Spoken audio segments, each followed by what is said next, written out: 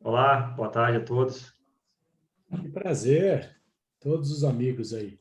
Boa tarde a todos. Tudo bem, Auxiliadora, Mário, Brunão.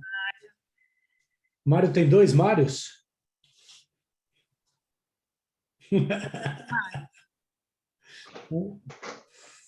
Ibrahim.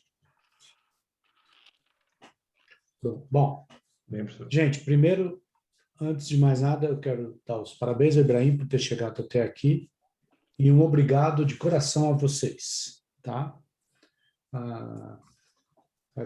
Quando a gente faz qualificação e defesa pessoalmente, pelo menos a gente vê os amigos, né? Qualificação online, nem vê os amigos a gente vê, então não tem muito prazer nisso. Mário, sua câmera está desligada, mas fica à vontade. Então, eu queria agradecer a vocês. O nome de vocês não foi por acaso, nenhum dos nomes foi por acaso. Eu conversei muito com o Ibrahim. Eu queria falar um pouquinho de quem é o Ibrahim, só para vocês saberem. O Ibrahim, ele foi nosso residente, nosso fellow, entrou no doutorado, foi para Stanford, foi o primeiro aluno nosso aí a Stanford, trabalhar com altíssima tecnologia, que ele não pode falar muito, sobre câmeras intraoculares, acho que é o máximo que a gente pode falar. Como toda a pesquisa que ele fez lá, ou a maior parte da pesquisa que ele fez lá, ela é secreta, ou seja, tem assinaturas de que ele não pode divulgar. A opção que nós fizemos foi para usar para a tese dele, um trabalho que eu acho talvez mais importante do que o que ele fez lá, que foi esse que ele vai apresentar para a gente hoje. Eu peguei nomes de propósito, eu peguei o Mário, porque o Mário sempre é um cara muito flexível, tolerante. Não é, Mário? Você está mudo, Mário. Tu continua mudo. Não, eu tive que ir mudando, eu estou com o computador de cá, mas acabei voltando para esse aqui. Não, eu sou chatinho mesmo, mas eu sei. Não, mas não é não. E a auxiliadora, porque a gente tem muitas conversas sobre assuntos semelhantes. O Bruno, que é um cara extremamente antenado, jovem, prestando atenção em tudo e cada vez mais em posições de liderança da oftalmologia. E como o trabalho do Ibrahim, eu acho que mais importante, no meu entender, do que a gente analisar o trabalho em si e os resultados em si, eu gostaria de conversar com vocês do o que a gente faz com isso, né? Ou seja, eu acho que ele traz algumas informações que são iniciais e eu acho que a gente vai poder crescer junto e saber o que a gente faz com isso, claro, além de melhorar, além do trabalho dele, poder aprimorar ainda mais. Mas eu acho que a discussão mais interessante ainda vai ser o que está por trás disso, tá? Existe uma pouquíssima formalidade em relação à qualificação de tese, né, na escola. Basicamente, a gente pede para ele apresentar em 20 minutos, que seria uma apresentação rápida do que virá a ser a apresentação da tese dele. E cada um de nós, em teoria, tem 20 minutos para tecer os nossos comentários e acrescentar alguma coisa e perguntar as dúvidas que a gente tenha para ele. Mas tudo isso é extremamente flexível, tanto para você, Ibrahim, quanto para nós. Tá bom? Depois da apresentação dele, eu vou seguir uma sequência que alguns podem discordar, mas as damas vão ser primeiro, então a auxiliadora vai ser a primeira a falar. Tá certo? O Mário, depois o Bruno. Tá ok? Então, se vocês quiserem fazer alguma pergunta antes, assim, para saber como é que foi, fica à vontade, senão ele pode começar a apresentação dele. Só vou fechar uma janela aqui enquanto isso. Ele está no final do doutorado, não é isso, Wallace?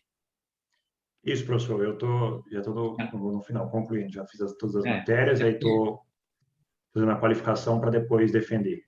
Tá bom. A nossa qualificação na USP mudou, antecipou muito. Ela agora assim, 40% mais ou menos do tempo ela sai. Então, por isso que eu perguntei. Aqui, eu particularmente, viu, Mário, eu vou ser muito franco com você, a gente não tinha qualificação até alguns anos atrás. Eu sou contra a qualificação, pessoalmente. Eu acho que, assim, o trabalho da tese é do orientador com o aluno e vamos para a banca. A qualificação acho que acaba tirando. A nossa era dessa forma, agora ela ficou bem precoce, de tal forma que você ainda modifica bastante na qualificação. Você só vê você vê mais ou menos o andamento, assim, certo? Então, aqui eu já percebi que já está meio bem concluído, mas eu perguntei para saber. E a nossa opção por fazer a tese dele na forma de um trabalho, não de publicações de trabalhos, é exatamente porque a pesquisa que ele está envolvida vai gerar muito pouca publicação. Ele tem algumas patentes que ele está trabalhando lá, e ter aberto a porta lá foi muito interessante para a gente, né? Espero que ele tenha aproveitado também, e depois ele pode falar para a gente um pouco de como foi a estada dele lá em Stanford. Mais alguma dúvida, senadora Bruno, ou ele pode começar a apresentação dele? Não, pode, por mim, tudo ok. Então, Ibrahim, fica à vontade. Só um minutinho, deixa eu abrir aqui.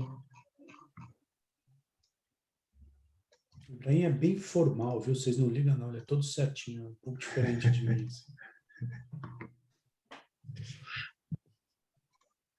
Tudo bem? Vocês estão conseguindo ver aí? Maravilha. Então, primeiro eu queria agradecer a presença de todos aqui. Realmente é uma honra ter vocês aqui na minha banca de qualificação, me ajudando aí nessa etapa final aí do doutorado. Muito obrigado. Então, eu vou apresentar o trabalho, avaliação de destreza inicial e índice de complicações em cirurgia de catarata por facoemulsificação durante o período de formação do médico oftalmologista. Então, a catarata é a opacificação do cristalino ou de sua cápsula e a principal causa de cegueira em países em desenvolvimento. Em 2014, foi estimado que cerca de 95 milhões de pessoas tinham a doença, com 12,6 com cegueira bilateral. Então, aqui nós temos um gráfico mostrando a prevalência da cegueira em adultos acima de 50 anos, entre 1990 e 2020, em que a catarata é representada com essa cor avermelhada. Então, nós vemos aqui que a prevalência de cegueira tem reduzido, felizmente, nas últimas décadas, mas que a catarata continua sendo a principal causa, com cerca de 1/3 dos casos. Aqui no Brasil, nós temos menos estudos epidemiológicos, mas o São Paulo Eye Study apontou a catarata como a segunda causa de cegueira, e o Brasília Amazon Region Study como a principal causa de cegueira uni e bilateral na população amazônica. Nós temos tido um aumento da realização de cirurgia de catarata pelo SUS, também nas últimas 3 décadas. Em 1990 foram feitas só 50 mil cirurgias de catarata, em 2019 já foram feitas 600 mil cirurgias de catarata. Isso tem, em parte, razão pelo envelhecimento da população. Então, esse aqui é um gráfico que mostra o número de jovens e de idosos acima de 60 anos no período de 2010, com a projeção até 2060. E aí nós vamos nos ater aqui à população com 60 anos ou mais, né, marcada em laranja. Nós vemos que, no ano de 2020, nós temos cerca de 30 milhões de pacientes acima de 60 anos, e que esse número vai dobrar até 2044, com a população estimada de idosos de 60 milhões de pessoas. Então, a gente tem essa expectativa de aumento da demanda, e um dos problemas é que a técnica mais empregada atualmente para a correção da catarata, que é a facoemulsificação com implante de lente intraocular, é um procedimento complexo com uma curva de aprendizado longa, né? Então, tecido intraocular é extremamente sensível, a cirurgia é feita através de um microscópio, é preciso ter uma grande destreza de ambas as mãos e dos pés para realizar o procedimento, e existe atualmente uma preocupação com a formação de cirurgiões suficientes para suprir esse aumento da demanda nas próximas décadas. Essa preocupação é fruto dos custos relacionados ao treinamento, e eu considero o custo social e o custo econômico de maneira independente. O custo social está relacionado com a preocupação crescente com a segurança do paciente, né? Existem vários estudos mostrando que cirurgiões de treinamento apresentam maiores índices de complicação e piores resultados visuais do que um cirurgião experiente. E existe cada vez mais um questionamento sobre o aprendizado dos médicos e dos cirurgiões em seres humanos. Associado a isso, existe um custo econômico que muitas vezes nós esquecemos, relacionado com o processo de treinamento, né, relacionado ao processo de tutoria e supervisão. Um estudo americano avaliou em $8 mil por residente por ano de custo para o treinamento de facoemulsificação. Além disso, só com o aumento do tempo cirúrgico no centro cirúrgico, né? Se a gente associar isso ainda ao aumento do consumo de insumos, maior risco de reintervenção nesses pacientes e de compensação aos pacientes por erro médico, esse custo sobe ainda mais. Então, tentando reduzir esse custo econômico e o custo social, o processo de treinamento tem migrado cada vez mais para outras plataformas de treinamento. O modelo clássico de treinamento na oftalmologia é o wet lab, em que a gente usa óleos de porcos, né? Hoje em dia existem outros modelos, esse aqui é o Kitaro, que é um modelo artificial, né, para treinamento em cílio de catarata, e mais recentemente existem os simuladores de realidade virtual também. Então, o principal deles é o IC, que é produzido por uma empresa alemã, que é um simulador de procedimentos oftalmológicos, não só de catarata. Aqui na imagem a gente pode ver uma cirurgia vitreoretiniana, né? E ele atualmente é o que está mais difundido em diferentes serviços, nos Estados Unidos, no Reino Unido, na Europa, e já temos algumas unidades aqui no Brasil também. Já tem uma vasta literatura sobre ele, mostrando que ele reduz a curva de aprendizado, diminui o índice de decorrência e reduz também o custo relacionado ao ensino, o custo econômico relacionado ao ensino.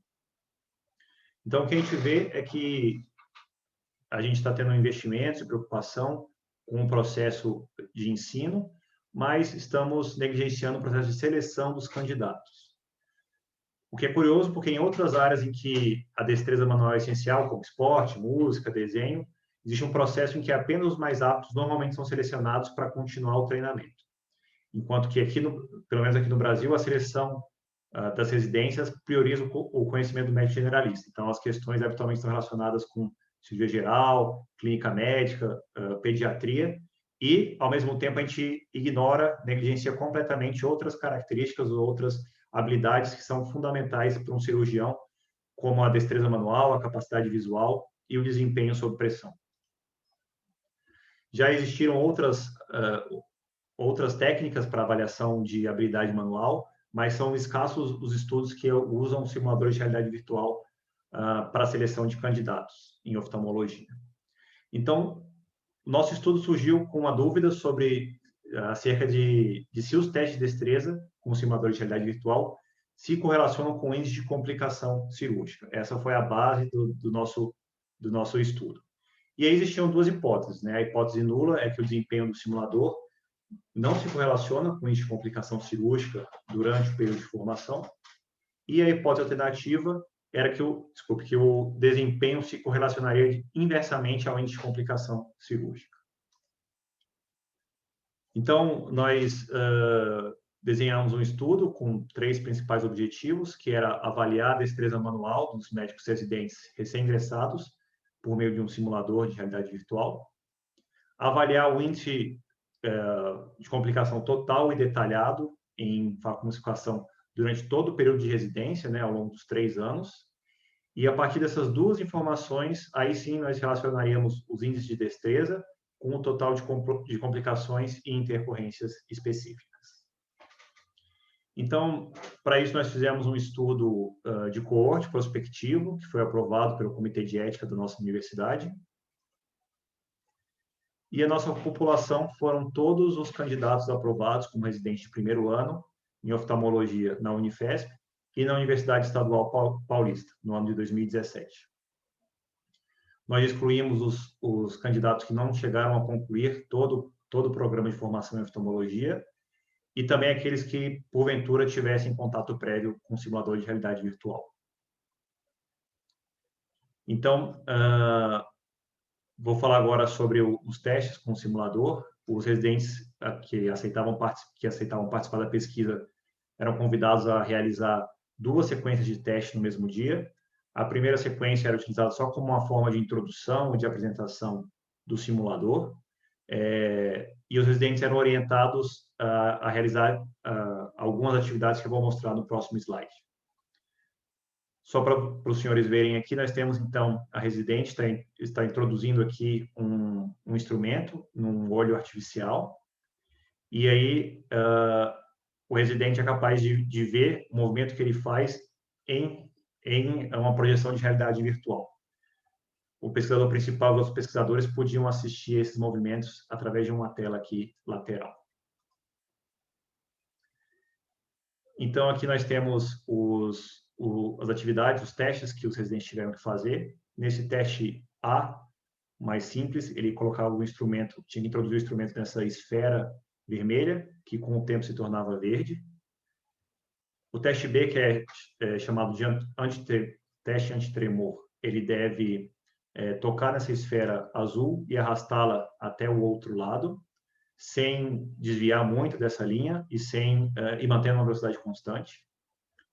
Na letra C, ele deve fazer a mesma atividade, mas em espiral. Na letra D, ele utiliza um fórceps ou uma pinça para buscar pequenos cubos na periferia de uma câmara anterior e trazê-las para o centro dessa esfera. E a letra E, que era o mais difícil, ele tinha que utilizar 2 instrumentos, era um exercício bimanual, em que ele deveria tocar simultaneamente as 2 esferas desse objeto. Caso ele não fizesse de maneira adequada, esse objeto rodava em diferentes eixos, tornando a tarefa ainda mais difícil. Então, a partir dessas informações, o IC dá uma classificação, uma pontuação, a partir da execução adequada dessas tarefas. Ele avalia se foram realizados movimentos desnecessários a partir de um odômetro e penaliza algumas atividades erradas, como, por exemplo, toque na cápsula anterior, no endotélio, ou aqui no exercício D, por exemplo, se o residente introduzia ou retirava a pinça com ela aberta pela incisão principal. Então, somando todas essas informações, ele dá um score para cada uma dessas atividades. E um score final também. Então, agora, passando para o registro das complicações que foram feitas ao longo de toda a residência. Os residentes, eles preenchiam um formulário, que é uma plataforma online, que aqui eu estou reproduzindo, que tem informações sobre o nome do paciente, idade, lateralidade da cirurgia e o nome do orientador que estava com ele. Informações sobre a técnica anestésica empregada, quem realizou o bloqueio, qual foi o tipo de técnica cirúrgica de fratura do núcleo e informações sobre a lente intraocular. Depois, ele tinha alguns itens sobre qual a participação de cada um do residente ou do orientador na cirurgia, quem realizou cada etapa, e se ocorreu ou não complicação. Caso não tenha ocorrido complicação, já encerrava aí o registro. Caso o residente respondesse que sim, que ocorreu complicação, abria uma nova aba em que ele deveria especificar qual foi essa complicação. Então, a partir daí, nós fizemos análise estatística, em que nós avaliamos apenas os resultados da segunda sequência de testes. Como eu falei, a primeira era só uma introdução à plataforma. E as diferenças de score em relação aos tipos específicos de complicação foram investigadas com o teste de Mann-Whitney, e o score e a ocorrência de complicações foi analisado a partir de regressões logísticas uni- e multivariadas. P foi considerado significante quando menor que 0,5, e aí, quando necessário, foi feita correção de Bonferroni, e utilizamos o status como software de análise. Então, agora passando para os resultados. Então, no total, nós tivemos 1.227 procedimentos de 14 residentes. Um dos residentes da Unifesp foi excluído por ter interrompido o treinamento. Com relação às variáveis contínuas, o simulador de realidade virtual, os residentes tiveram, em média, um score em pontos de 266,96, com um desvio padrão de 80,59. Os pacientes tinham, em média, uma idade de 71,4 anos, mais ou menos 8,01. E os residentes, em média, realizaram 87,1 cirurgias, com desvio padrão de 21,33. Agora, para as variáveis categóricas, em relação ao gênero dos pacientes, 57% eram do gênero feminino, 43% eram do gênero masculino. Em relação à lateralidade dos procedimentos, 49,39 foram realizados no olho esquerdo e 50,61 no olho direito. Agora, em relação à técnica anestésica, o bloqueio foi realizado em 75,71% dos casos, anestesia tópica em 24,12% e anestesia geral em 0,16% apenas dos casos. Em relação ao bloqueio anestésico, aqui esse segundo gráfico é sobre quem realizou esse bloqueio anestésico. Em 65,93% foi o próprio residente que realizou o bloqueio. Em 0,73%, o orientador realizou. Em 9,05% foi o anestesista. E em 24,29%, na verdade, não houve bloqueio, que foi anestesia tópica ou geral. Com relação à técnica cirúrgica empregada, 72,53% foi realizado Focal Shop. Stop and Shop foi empregado em 18,09% dos casos, dividir em Coxtar 8,15% e fasectomia 0,57% dos casos. O índice total de complicação cirúrgica foi de 20,46%, que pode inicialmente parecer alto, mas está de acordo com a literatura, que o índice de complicação em residentes vai de 3% até 30%. Com relação aos índices detalhados de complicação cirúrgica, a maior ocorrência foi relacionada à cápsula posterior, que ocorreu em 8,8% dos casos, seguido de cápsula anterior com 8,07%, lente com 5,7%, incisão 5,05% e outras com 3,43%. Todos esses dados também são compatíveis com o que a gente encontra na literatura. Aqui nós temos uma tabela mostrando um comparativo de score quanto à ocorrência de diferentes complicações. E aí a gente encontra que o score é diferente entre esses grupos com complicação ausente para cápsula anterior, cápsula posterior e lente. Agora, passando para a regressão logística univariada, que vai falar qual que é o efeito de cada uma dessas variáveis individualmente em relação ao índice de complicação. Então, o score de cirurgião se mostrou como uma variável que teve um efeito no índice de complicações, com odds ratio de 0,9957. Gênero do paciente não mostrou, nem idade do paciente. O tipo de anestesia é outra variável que mostrou uma influência na possibilidade de intercorrência cirúrgica, com odds ratio de 2,01, e a técnica cirúrgica não demonstrou como uma variável com influência. Então, nós fizemos depois uma análise logística multivariada, usando esses dois resultados positivos, e acrescentamos também a idade, que em alguns outros estudos na literatura aparece como um fator possível. E aí nós encontramos, então, o score do cirurgião com um odds ratio de 0,9963. A idade do paciente, novamente, não se mostrou como influente na possibilidade de intercorrência. E o tipo de anestesia com um odds ratio de 1,7531. E aí eu vou chamar a atenção aqui, porque esse é o resultado mais importante do trabalho, que era o que a gente estava buscando. E o que a gente encontrou, então, foi que cada unidade de melhora no score diminuiu a chance de ocorrência de complicação em 0,37%. E que cirurgias realizadas com bloqueio anestésico ou anestesia geral apresentaram 1,75 vezes a chance de ocorrência de complicação com relação à anestesia tópica. Então, esse segundo ponto, apesar de inicialmente ser contraintuitivo, né, porque a gente imagina que se houve bloqueio anestésico, o paciente está mais confortável e o cirurgião tem mais controle durante a cirurgia, o ponto aí é que provavelmente só iam para anestesia tópica os pacientes que tinham baixo risco de intercorrência. Os pacientes que tinham uma catarata mais dura, alguma opacidade, provavelmente eram destinados à anestesia com bloqueio. Isso é o que eu imagino que possa ser o motivo desse achado, né? Então, a partir desses resultados, nós fomos capazes de rejeitar a hipótese nula, e aí nós encontramos evidência, então, a favor da hipótese alternativa de que o desempenho se correlaciona inversamente ao índice de complicação cirúrgica. Nosso estudo tem algumas limitações, um deles pode ser considerado o tamanho da amostra, com 14 residentes. Isso foi justificado pela ausência de muitos serviços com simulador de realidade virtual e o fato de que, na verdade, exigia-se um controle muito, muito próximo dos residentes quanto ao preenchimento dos formulários. Eu imagino que talvez se tivessem mais outros serviços, não seria possível conseguir resultados, um preenchimento tão adequado quanto nós conseguimos com esses 2 serviços apenas. Outra limitação é o fato do preenchimento ser realizado pelos próprios residentes, então é possível imaginar que eles não tenham preenchido adequadamente, com receio de que essas informações poderiam ser utilizadas futuramente como análise individual. Esse é um problema recorrente em estudos, principalmente relacionados com erro médico, é difícil controlar isso.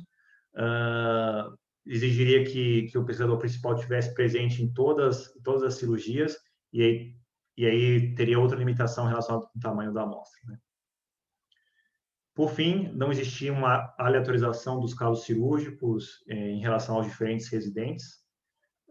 Então, é possível imaginar, por exemplo, que aquele que era visto com maior destreza poderia realizar cirurgias com maior risco cirúrgico, e, em contrapartida, talvez aquele com menos destreza talvez tenha tido menos oportunidade de realizar mais cirurgias. Seria difícil controlar isso, seria uma interferência grande no processo de escolha do serviço, e, além disso, poderia implicar, talvez, mais riscos para os pacientes também. Então, como conclusão, os procedimentos em que ocorreram complicações relacionadas à cápsula anterior, cápsula posterior ou lente apresentaram scores de destreza diferentes em relação aos casos sem complicação.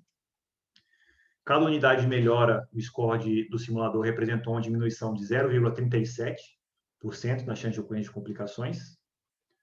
Cirurgias com bloqueio anestésico ou anestesia geral apresentaram 75% chance maior de complicação em relação às cirurgias com anestesia tópica.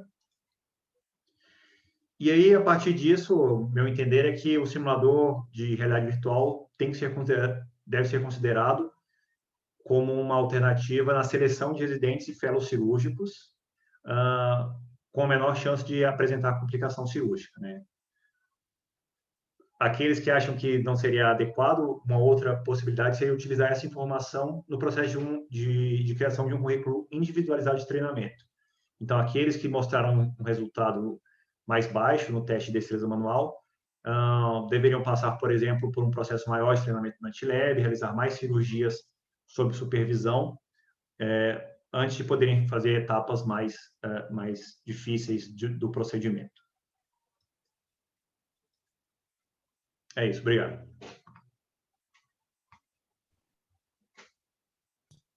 Excelente, Ibrahim. Acho que você cumpriu o prazo que a gente esperava. Vamos ouvir as opiniões de todos. Vocês viram que não foi por acaso que eu só chamei pessoas que eu respeito muito para discutir, né? Porque ele faz algumas afirmações finais ali que, no mínimo, são polêmicas. Maria Auxiliadora, se você quiser começar, ou se alguém quiser fazer um comentário geral antes, gente, totalmente informal essa nossa reunião. Tá. Então, bom, informal, mas quero agradecer formalmente aqui o convite, né? É um prazer com o Mário. Eu já tive outras oportunidades, trabalhei na USP, mas o Bruno é a primeira vez, então, que eu participo de Banca e com o Wallace. E parabéns, Wallace, parabéns, viu, Ibrahim? Eu acho que a tese ela tá muito bem feita, ela está simples de ler, ela está fácil de ler, ela está clara, né? Ela está bem escrita. Acho que você coloca de uma forma objetiva, você vai linkando o porquê que você escolheu esse tema para defender a tese, e ele vai se tornando muito claro. A metodologia acho que está adequada, é um trabalho absolutamente reprodutível, né? Se que alguém quiser questionar enfim, os seus resultados, acho que ele é reprodutível. Os resultados, enfim, respondem super bem aos seus 3 objetivos, de uma forma geral, suas referências, todas elas citadas, elas se correlacionam com o que você cita, e ela tem um caráter prático, né? Como bem colocado, acho que ela levanta uma discussão que me parece pertinente, como que você disse, ela faz parte do nosso dia a dia, e muitas vezes a gente claramente vê problemas que não tão claramente a gente encontra soluções fáceis de aplicar, né? E da gente torná-las, enfim, implantação de um processo que possa ser tão claro. Então, acho que, de um modo geral, é isso. Tenho algumas poucas considerações específicas. Quem lê o seu resumo, em 3 frases, ele entende como você bem colocou na sua apresentação, agora na sua apresentação, ele fica muito claro, basicamente, quando você fala dos resultados. Com relação a métodos, eu sou um pouquinho chata, eu sempre acho que, embora eu seja voto vencido, quando eu leio o material a métodos, eu adoraria encontrar quem você estudou ali já no início da descrição da amostra, e aí eu vejo que está nos resultados, eu sempre tenho que ir lá, porque eu fico curiosa. E aqui é uma sugestão, eu sempre gosto de encontrar quem foi estudado e a caracterização da amostra nesse capítulo. E você coloca, assim como na apresentação, acho que nos teus resultados, né, é enfático que a melhora de cada unidade do score representou a diminuição nas complicações. Em complicações, depois o Bruno pode comentar até melhor, mas acho que em 3 fatores que, de fato, são complicações que acabam resultando num impacto na acuidade visual e funcional, que é cápsula posterior, derruba núcleo, inflamação, todas aquilo que a gente já sabe. Então, o que você coloca, né? Cápsula anterior, posterior e lentes intraocular, que eu acho que são fases realmente, de fato, importantes dentro desse processo. Como eu já disse, acho que a tua introdução, ela está boa. Queria te parabenizar quando você coloca o custo social, econômico, não só público, mas pessoal, né? O investimento pessoal. Mas, Ibrahim, principalmente quando, no teu segundo parágrafo, você coloca que ela é uma cirurgia que depende de uma complexidade de procedimentos. Eu fico abismada e chateada quando eu escuto, às vezes até na televisão, alguém ir falar é uma cirurgia muito simples, que a gente faz em 2, 3, 4, 5 minutos, desvalorizando e descredenciando o investimento pessoal, como você bem colocou, econômico e social que a boa formação de um cirurgião tem. Então, eu quero te dar os parabéns, eu, de fato, gostei muito dessa afirmação. Fora isso, eu tenho, como você bem coloca aqui na página 11, não, 11 não, desculpa, aqui não veio numerado, na revisão de literatura, é revisão de literatura. Então, o que eu senti falta, Ibrahim, embora por todas as suas credenciais e pela apresentação que o Wallace fez, eu não tenho a menor dúvida de todo o teu domínio sobre isso e muito mais. Mas eu senti falta de várias citações da literatura em várias afirmações que você faz na introdução, e isso está super patente se você olhar na página 24, ela é uma página inteira onde não há nenhuma citação de referências. Acho que, para a formalidade, vamos dizer assim, metodológica, isso daí se faz importante.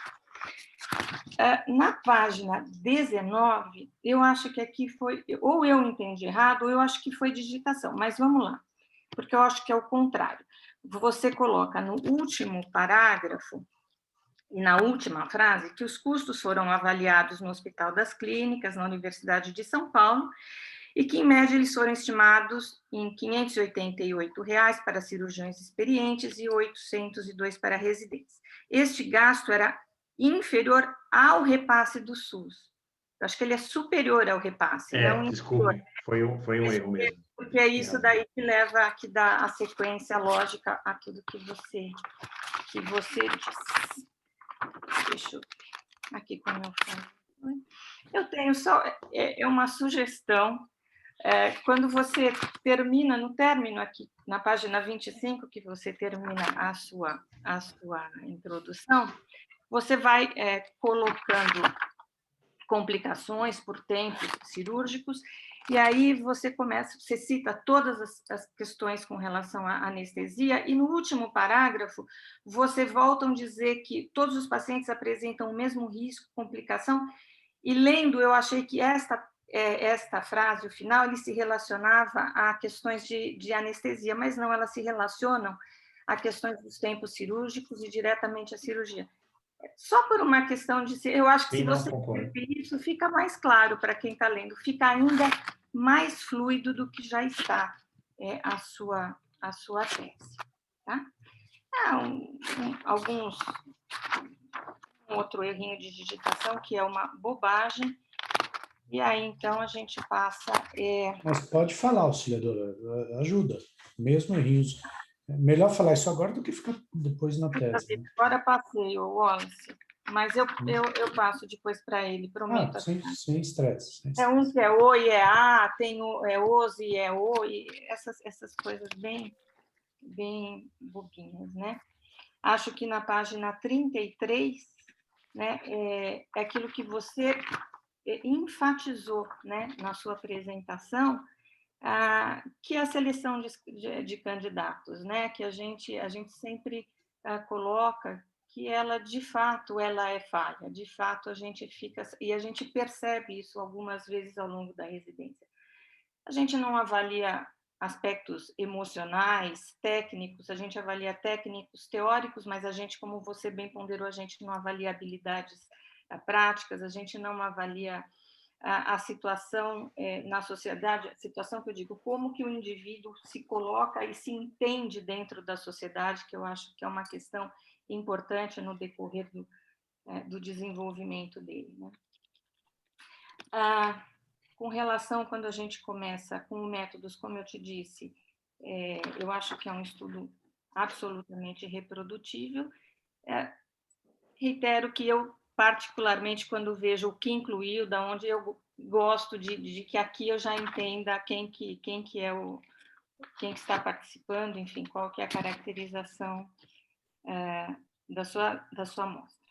Na página 37, como também você colocou na apresentação, eu havia pontuado aqui, quando você fala que o termo foi respondido única e exclusivamente pelos próprios residentes. Depois, na sua discussão, você coloca como um viés, e aí você colocou uma coisa na sua apresentação, que aqui não está escrito, que nem todos, eu não entendi, porque eu coloquei assim, talvez, se o preceptor, quem estivesse, pudesse também participar. É claro que isso envolve, como nós falamos, uma absoluta honestidade e entendimento e maturidade para entender que o processo de aprendizado envolve erros e acertos, né? E que a gente tem que entender os erros como aprendizado. Mas talvez aqui, se você colocasse também um preceptor que preenchesse junto esse termo, tá? Eu fiquei, é uma sugestão também, na verdade é uma dúvida, daí a gente seguindo, na página 40, início dos teus resultados, a primeira tabela, você coloca resultado dos procedimentos realizados. Essa é uma sugestão, porque eu lendo, eu acho que isso não é resultado de procedimentos realizados, porque daí tem número de procedimentos, gênero, sexo, característica, mas eu mudaria isso, porque não é resultado, né? Eu não sei se você concorda, mas isso não é resultado. Acho que as demais, ok, quando você coloca complicações, aí ok, presente, ausente, e assim por diante. Gostei da sua apresentação, quer dizer, muitas vezes a gente vê aqueles textos gigantes, não é? Quando a gente analisa resultados seguidos da tabela. Ou você coloca a tabela e ela é inteligível quando você lê, ou você coloca texto, gosto quando não fica repetindo todas essas vezes, né? Aumenta e dificulta. E acho que na página 43, penso que aqui é o resumo do seu resultado, esse sim você escreve, porque é o ponto alto, né, daquilo que você encontrou, que é exatamente a melhora do score. Você repete o que você colocou nos resultados, né, que as complicações diminuem em 0,37%, aqui você também elenca as questões anestésicas, e na próxima página você elenca exatamente que a diferença em relação das complicações com relação à cápsula anterior, posterior e lente. E eu acho que isso, como eu falei, é importante, até porque me parece que dentre as que você estudou, essas são as que podem dar maior prejuízo funcional e, eventualmente, até anatômico ao olho, e você acaba tirando como resultado que o treinamento, de fato, diminui o índice dessas complicações que seriam, né, bastante importantes. Com relação à sua discussão, gostei, você não fica repetindo introdução, né, junto com a discussão, e aqui na página 51 você coloca uma reflexão já importante, né, que remete, na verdade, de quando a gente poderia implementar estas questões que você colocou, esse treinamento, né? E, assim, eu pus aqui do princípio que há um entendimento de que, desde isso, a gente tem que ter entendimento, porque existe uma discussão, a gente está desenvolvendo uma matriz de competências e sempre vem aquela discussão de se a oftalmologia ela é uma especialidade eminentemente clínica e cirúrgica, ou se ela poderia ser uma especialidade somente clínica. Obviamente que a gente aqui, você falou, você escreveu instituições e órgãos que determinam, conceitualmente, que ela é uma especialidade cirúrgica, e mais que isso, né? Acho que é importante a gente analisar a nossa realidade, o quanto que vem ao encontro a uma necessidade da resolução dos problemas da população, né? E não só você, é teórico, o quanto que nós temos que responder exatamente essa demanda social, e quando a gente vê, você bem colocou, principal causa de cegueira, quando a gente vai ver distribuição nacional em todos os lugares, falta de médicos, mutirões sendo feitos, sem desmerecer de forma nenhuma projetos que, como você falou, são importantíssimos, mas o quão não seria importante que nós tivéssemos uma boa distribuição de cirurgiões e clínicos em toda a extensão, para então dar essa resposta social que nós necessitamos. Você coloca na página 53 aqui um dado que eu acho muito importante, que a gente cada vez mais se atente, qual que é o número? Qual que é o número que a gente precisa, né? Fazendo essa matriz de competência, quer dizer, o que é necessário e qual é a metodologia que talvez a gente consiga aplicar, até usando coisas que você discutiu aqui, para melhorar a performance. É 50, o ICO fala em 40, 48, você colocou Reino Unido, se eu não me engano, 50, e você coloca aqui que a gente vê a partir de 120 uma melhor performance. E a gente sabe que essa uniformização nem sempre ela é possível, embora necessário e prática, né? Mas ela é importante. Então, aqui você repete o fundamental do seu estudo na página 54, né?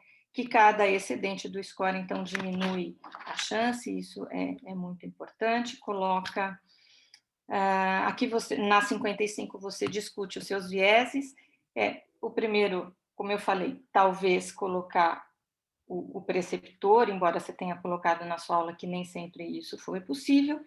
E depois, no segundo viés, eu concordo com você, a gente esbarra em questões éticas, né? É bem complicado, vamos ver a opinião aí do Bruno, mas é bem complicado você não fazer esta seleção de pacientes olho único mais difíceis, que podem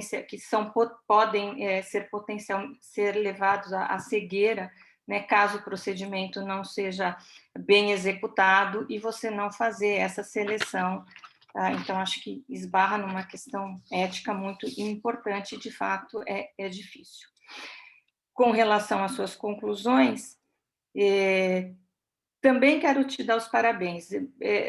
Vejo muitas teses que, assim, a conclusão é a repetição, é o recorta e cola dos resultados. E acho muito importante, embora possa ser polêmico, possa ser discutido N fatores, que você sugere, porque, na minha opinião, a conclusão é exatamente uma análise crítica dos resultados que o candidato deva colocar na sua tese, e não única e exclusivamente a repetição dos resultados.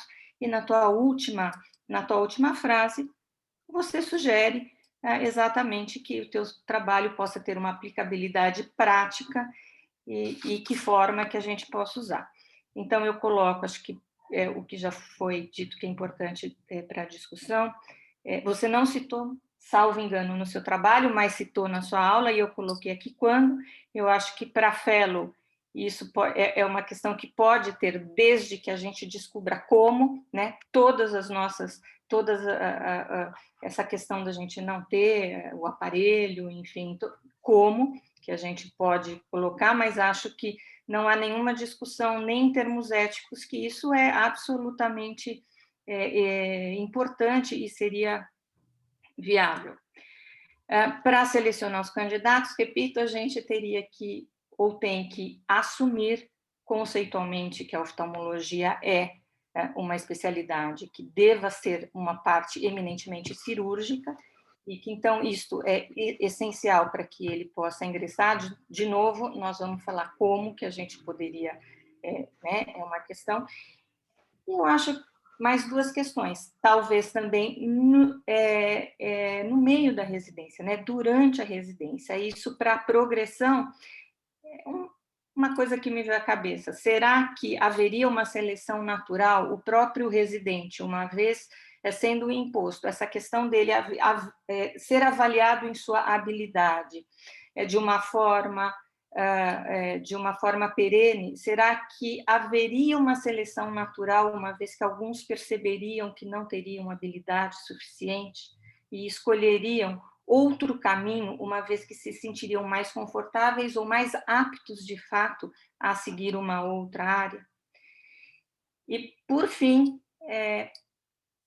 para a obtenção do título, se teria alguma validade? Nós temos algumas sociedades, como a SBOT, que aplica uma prova prática diferente da nossa. Também a nossa é mais teórica, mas também ela avalia a habilidade cirúrgica para a obtenção do título. Então, aí seria uma outra possibilidade a ser refletida. Acho que, mais uma vez, era isso que eu tinha a te dizer. Foi um prazer enorme te conhecer, ver sua carinha aí, e obrigada pela oportunidade. Parabéns, Wallace, está ótimo. Eu queria agradecer, Auxiliadora. Eu acho que eu não errei. Eu acho que as coisas que você levantou no final, primeiro, agradecer todas as considerações, e tenho certeza que o Ibrahim vai melhorar ainda mais com as suas considerações. Mas essas coisas que você levantou no final é o que eu quero aproveitar para a gente conversar. Como eu falei, eu quero tirar alguma coisa de bom para nós também, não só para o Ibrahim, nessa apresentação. Mas eu acho que assim, eu anotei algumas coisas que você falou. Acho que vale a pena todo mundo fazer os comentários, depois a gente discutir entre nós o que fazer com isso. Isso é útil, não é útil? A oftalmologia é cirúrgica, não é cirúrgica? Deve deixar de ser ou não deve deixar de ser? Devo selecionar fellow, residente? Já vou dar uma pitada do que eu acho. Eu acho que no fellow não adianta. Eu acho que o fellow deveria selecionar os piores, para que eu dê chance para ele melhorar. Agora, o residente, não sei. Vamos deixar para a gente. O uso não é só para selecionar, né? Mas o treinamento ele pode ser para aprimorar, né? Sim, o treinamento sim. Bom, queria agradecer. Depois a gente volta a conversar. Ibra, você quer fazer algum comentário? Bom, primeiro, obrigado, professor. Realmente anotei tudo aqui, depois eu vou checar um por um. Eu só queria comentar em relação à questão do preenchimento do formulário.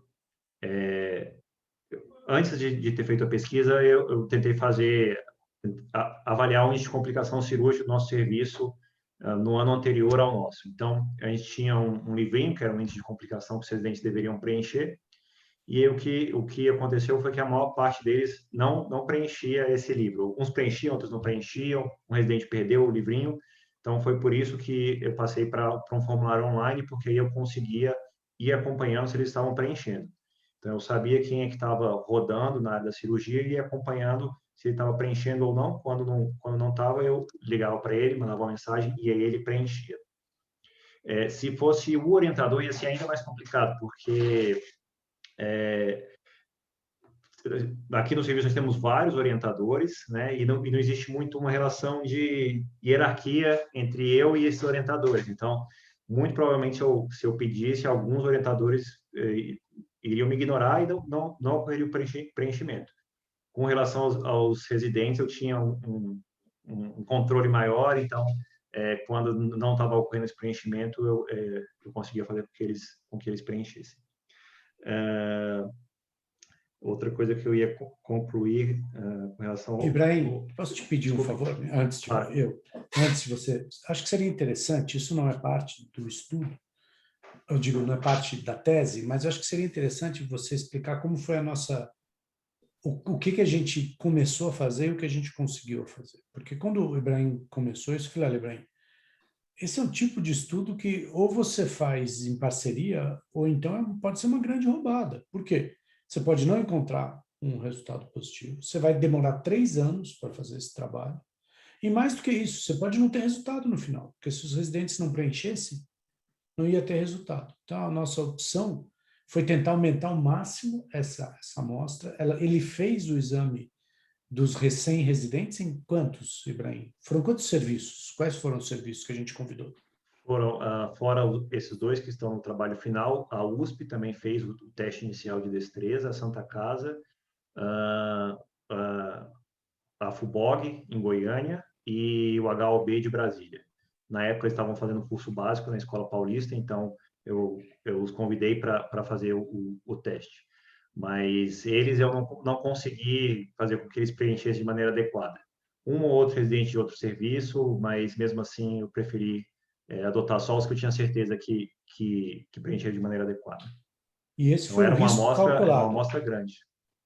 Mas foi um risco calculado, né, Bren? Eu falava para ele, Bren, em último caso, a gente tem os nossos residentes, entendeu? Mas vamos tentar aumentar. Mas não, foi quase o último caso. A gente conseguiu também o pessoal do Lotelli, né? Isso. O doutor Antônio Carlos ajudou. Quando um residente não estava preenchendo e não me respondia, eu mandava uma mensagem para ele e no dia seguinte já estava tudo preenchido. Tá bom. Então, continuando, eu vou pedir para o Mário, depois a gente de novo pode aprofundar essa discussão de uma maneira mais ampla. Mário, faça favor. Também queria agradecer muito ao convite, é uma satisfação participar, Wallace, e parabenizar você, Ibrahim, e parabenizar pelo estudo, né, o tipo de estudo, que é uma coisa incomum da gente fazer, e é um assunto interessante, importante de se avaliar. Eu tenho alguns comentários, né? Vou fazer alguns comentários, e para não me perder, eu vou falando na sequência. Às vezes o pessoal divide em conceitual e formal, mas aí fica, às vezes, no tempo curto, a gente se perde um pouquinho, né? Mas eu quero, já de cara, parabenizar vocês dois pelo trabalho, um trabalho grande, difícil e muito interessante. Mas eu tenho algumas colocações para fazer. Primeira colocação, por exemplo, assim, seguindo a ordem, né? Eu acho que o título que você coloca não está deixando claro o que você quis fazer. Você falou, avaliação da destreza... Tem alguns probleminhas que são difíceis de resolver. Avaliação da destreza inicial ou da destreza? Eu não sei se destreza inicial ou pré-treinamento, talvez. Destreza inicial é meio esquisito, eu acho, né? Mas não é esse o ponto principal. A avaliação da destreza inicial e do índice de complicações, que talvez fosse melhor taxa de complicações, né? Não índice, em cirurgia de catarata. E não falou da correlação aqui. O objetivo não era correlacionar? Sim, então eu acho que uma tentativa, assim, avaliação da destreza inicial e da sua correlação com a taxa de complicações em cirurgia de catarata, a ciência que é cumprido, realizada catarata por facomodificação, realizada por residentes de oftalmologia. Talvez nem durante a formação equivale à residência, mas a formação é um pouco mais ampla, né? Mas para ser claro isso, né? Durante a residência você omite que foi no primeiro. Desculpa te interromper, mas talvez correlação da destreza manual com a taxa de complicações. A destreza manual pré-treinamento, vamos dizer, ao ingresso, porque inicial ela é meio estranha, né? Destreza inicial a quê? Né? Tem que ter um qualificativo. Ou só destreza. Mas tem que falar da correlação. E eu acho que taxa é melhor do que índice. Pelo menos o índice não é bem... Eu preferiria falar na residência ou por residentes do que na formação do médico, que equivale, mas é um pouco mais ampla a formação, né? Bom, isso... Aí, eu tenho alguns outros... Também seguindo nessa linha, para não me perder, né? No resumo, no objetivo, isso se repete, né? Aqui você fala de relacionar, você vê que está diferente do título. Aqui também poderia fazer taxa em vez de índice. Eu também fiquei com dificuldade de achar uma coisa melhor para índice total e detalhado de complicações. Não tá agradável isso, mas assim, é difícil de explicar. Ou se você falar assim, avaliar as complicações, ficar em cima do muro, mas porque total e detalhado é um pouco estranho, né? E relacionar, avaliar a relação, né? E relacionar, não, avaliar a relação que tem, você pode até pôr um ponto aqui, avaliar a relação com a destreza manual medida no início do programa. Aqui está claro, no início do programa, por um simulador. Lá no título é que fica um pouco difícil, né? Então, aqui não está esses comentários. Aí, quando você fala dos métodos, também, no resumo, o seu resumo, assim, você falou primeiro, os residentes foram submetidos à avaliação de destreza por um simulador, aí faltou falar, foram analisadas e calculadas as complicações da cirurgia de catarata no 2º e 3º ano. Aí que vem, foi avaliada se existia correlação entre a destreza, está faltando aqui, né, que você calculou, ficou implícito, mas assim, o resumo é importante que seja bem... Então, você falou que avaliou a destreza, e a destreza deveria ser o primeiro resultado. Lá no resultado ele aparece depois também, eu senti um pouco de incômodo. Você fez a destreza e depois você avaliou as complicações. Aqui você tem mais espaço, né? Você poderia falar. E depois avaliou-se através... não foi só de regressão logística, né? Você não precisa nem pôr que foi relação... Foi avaliada estatisticamente, você usou o Mann-Whitney também, foi avaliada se havia correlação entre um e o outro, né? Você pode pôr a regressão logística, mas então completa o outro também, porque está faltando um pedaço aqui. Tá?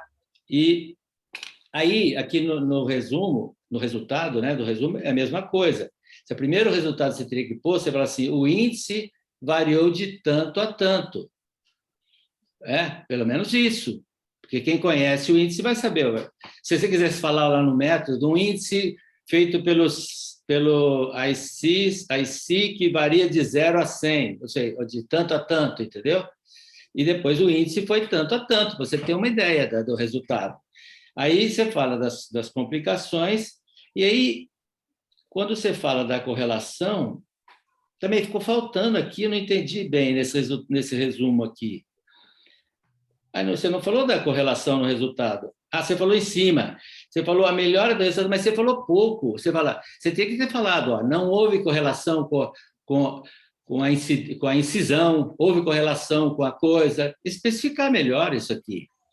Eu acho, entende? Eu acho que ficou um pouco sucinto demais, tá? Bom, aí a introdução tá boa. Existem pequenas coisinhas, por exemplo. Eu também senti falta do número das páginas aqui. Bom, mas isso depois você coloca, mas vai ser difícil eu falar.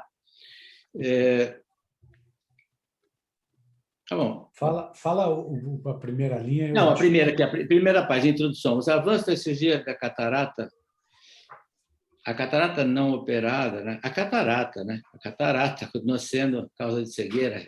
Não operada não precisa. Depois, mais embaixo, no 3º parágrafo, uma vez que médicos residentes apresentam índice de complicações cirúrgicas, índices de complicações cirúrgicas, o índice são elevados, né, se fosse deixar índice. E, em relação a cirurgiões experientes, quando comparado aos cirurgiões experientes, diferentemente... Tá, tudo bem, isso aqui deixa para lá, deixa eu passar para adiante. Na segunda página da introdução, essas mudanças no modelo de educação resultaram em aumento dos custos para a instituição, faltou um para ali, né? Esse detalhe pequenininho é chato de ficar falando, né? Mas aqui, para concluir nesse pedaço aqui, o grande problema para mim, que eu acho que dá para mudar, e você falou isso na aula e não falou na tese, o racional, eu acho que está forçado, entende? Quer dizer, eu acho difícil de sustentar que você tentou falar isso aqui, na introdução, nessa primeira introdução, e ao final da revisão, aqui antes do método, você falou que o sucesso do profissional não correlaciona com o que ele fez, mas a gente sabe que não correlaciona mesmo. Porque o sucesso profissional é outra história. Depende de N outros fatores. Acho que até o sujeito que sabe muito é até pior, entende? Então, você tentou argumentar, mas isso, e você falou que na música e no esporte, e alguns, sabe? Mas está cheio de exemplos de... A música é uma coisa que você vem desde pequeno com aquilo, né?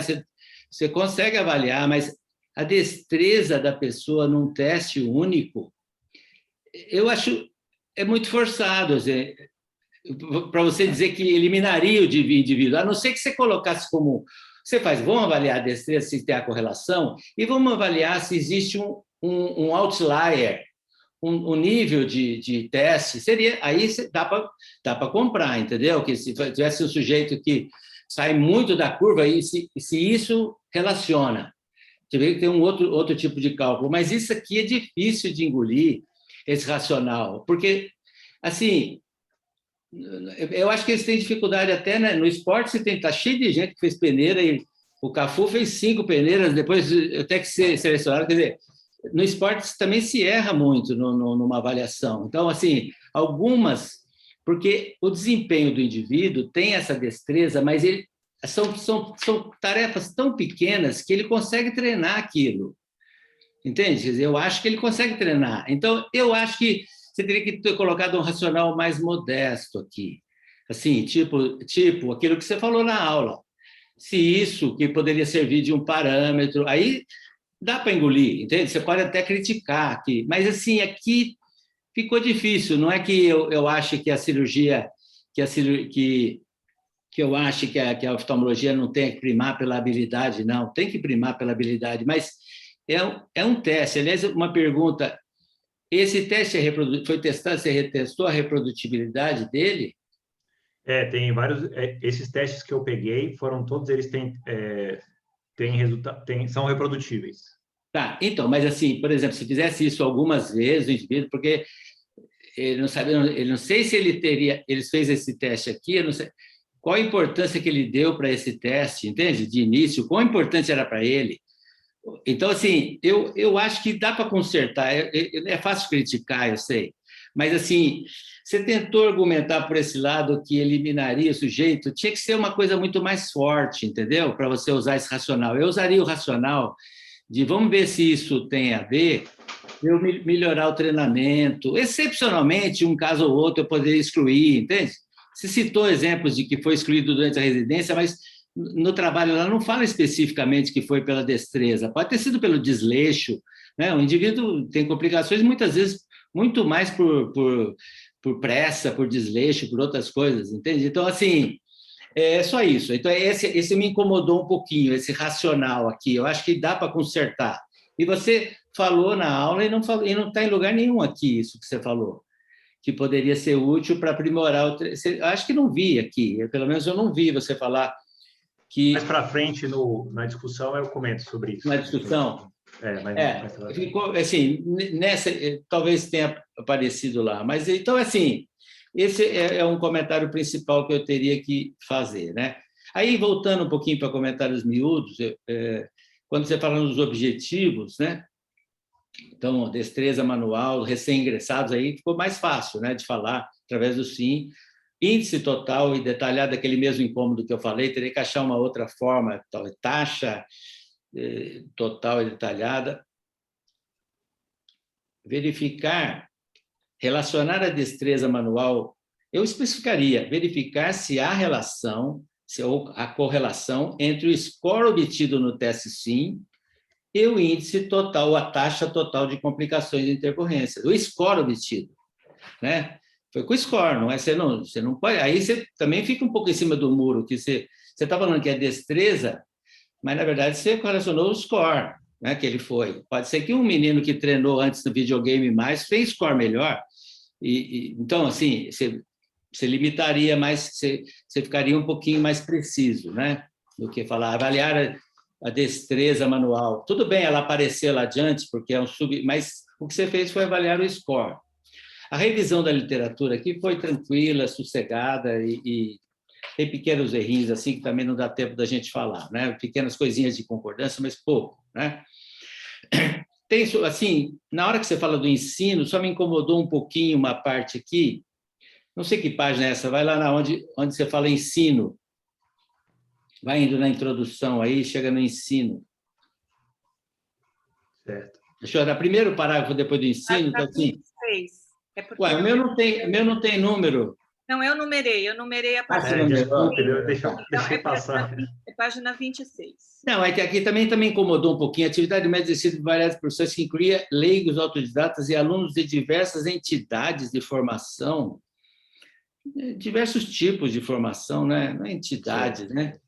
Isso é uma coisinha simples, né? Mas só que me incomodou um pouquinho. Entidades de formação, acho que tipos de formação, né? Talvez.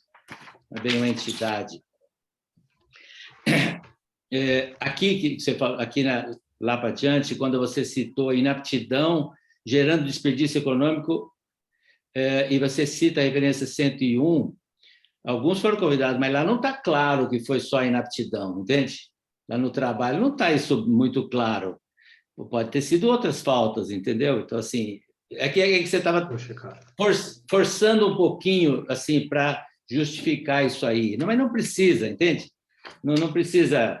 Você pode falar que você quer, é uma curiosidade saber isso aí, entendeu? Pronto, e vai ajudar no treinamento. É mais importante até do que, talvez, quem sabe, se você achar um outlier muito estranho, que isso é forte, no futuro poderia excluir um sujeito ou outro como vamos dizer, um nível de corte, vamos dizer assim. Isso eu acho que dá para até aceitar, talvez, mas, assim, essa coisa graduada aí fica complicado, né? Aí, já pulando, eu acho que, não sei se você deve ter passado no Comitê de Ética de Botucatu também, eu acho, né? Mas, de qualquer forma, é só... dá no mesmo, né? Talvez possa até ter uma homologação agora lá, antes de publicar, certo? Então, aqui, nessa questão antes do método, você coloca esse racional do sucesso profissional, meio forçado ali, já comentei isso aí. Aí a descrição do teste está bacana, a descrição dos métodos... Eu só... A descrição dos métodos e como é feito foi tranquila para mim, achei ok. Aí eu senti um pouco de dificuldade, assim, que me incomodou um pouquinho, os resultados, por exemplo. Aí, o resultado é aqui, mais ou menos, foi falado anteriormente, quer dizer, você começou falando, foram analisados 1.227 procedimentos, eu acho que eu faria assim agora, eu falei assim, foram avaliados os scores dos 14 residentes, variaram de tanto ao resultado. É isso a primeira coisa, o primeiro não foi esse? E eu colocaria uma tabelinha colocando os pontos de cada um, não só a média, desvio e padrão. Porque isso é importante, que eu queria ter, lógico, depois média mais desvio e padrão, mas eu não sei quantos outliers tinha, quantas pessoas muito para fora, entende? Eu nem sei se essa distribuição é normal para você fazer média, eu não sei se dá para calcular com 14, não dá para calcular, né? Então, eu especificaria esse resultado aqui mais claramente, e o score, né? Depois, se quiser falar que foram analisadas as complicações de 1.227 procedimentos, e cada um foi tanto, tudo bem. Mas a primeira coisa viria o score, e com mais detalhe dele, entende? Não só a média, desvio e padrão. Ele aparece aqui na tabela 4, como um sub-coisinha aqui. Ó. A tabela 4 tem o score. Onde está o score? O score não, na tabela 3. A idade do paciente, que é uma coisa que não, aqui nesse caso do estudo não é um resultado assim, tudo bem você descrever a amostra, mas a cirurgia realizada por residente, sim, a idade já não pode ter tá no mesmo nível do score, entende? A cirurgia do residente e o score são importantes. Talvez cirurgia do residente também você pudesse falar cada um. Você pode pôr numa tabela, residente 1 tinha tantas, residente 2 tinha tantas, residente 3 tinha tantas, que isso é uma coisa que tem uma certa importância também, entendeu? E eu acabei não entendendo bem aqui. Eu não sei se foi dificuldade minha, mas eu não entendi essa tabela 4 aqui. Então, a análise univariada seria o quê? Quer dizer, o sujeito, o score do cirurgião, isso aqui é a correlação, por exemplo, então, seria um Spearman, um Pearson, é isso? Não, isso na análise univariada a gente avalia qual que é o fator que essa variável teve em relação ao índice de complicação cirúrgica. Então, na univariada a gente considera como se fosse sozinha, isoladamente. Então, mas, por exemplo, você pode ter fator de confusão. Então, o ideal seria você sempre fazer análise multivariada. Eu sei, mas aqui não é o score versus se o score dos 14, cada um tem um score, e as complicações, cada um tem uma complicação. É 1 contra 1, certo? Aí eu estou avaliando a complicação total. Tudo bem, mas eu acho que esse aqui é quase um Pearson. Se fosse Pearson, se a gente fosse fazer, né, na verdade, Spearman. O ideal seria um sistema Spearman, porque... Oi? O Spearman, na verdade, ele não deve ser usado em variável categórica, né? Então, o ideal aí seria o ponto visceral, que se chama a correlação, ou a regressão logística seria o mais indicado. Porque a gente está falando em chance, não uma linha. Tá, eu tive um pouco de dificuldade aqui de entender isso aqui, embora eu não é que eu domine muito estatística, mas eu discordo. E aí você coloca o gênero, o que tem a ver uma história com a outra? Quer dizer, não estava nem para ser estudado isso aí, entende? Não, assim, aqui deu a impressão que você estava tentando colocar mais coisa, mas não é próprio aqui da gente estudar o gênero. A idade do paciente, estudar isso, qual era importante? Tinha a ver isso aqui, entendeu? Assim, só se for outra análise, complicações por idade, aí tudo bem, entendeu? Mas ficou meio estranho para mim. E mesmo o tipo de anestesia, sabe? E aí você construiu uma resposta para aquilo, mas até você pode desconstruir aquilo também, né? Você falou que os mais hábeis ficavam com a cirurgia mais difícil, isso? Como é que era mesmo? Você falou do negócio da... Eu falei, o que eu quis dizer é que, assim, que existia a possibilidade de ter alguns vieses, tanto para um lado quanto para o outro. Ou pode ser que quem tinha mais destreza faria cirurgias mais complexas e aí aumentaria o índice de complicação cirúrgica. Mas aí seria o contrário, a destreza seria correlacionada negativamente. Exato, mas talvez o valor seja melhor do que o que eu encontrei, por exemplo. Sabe?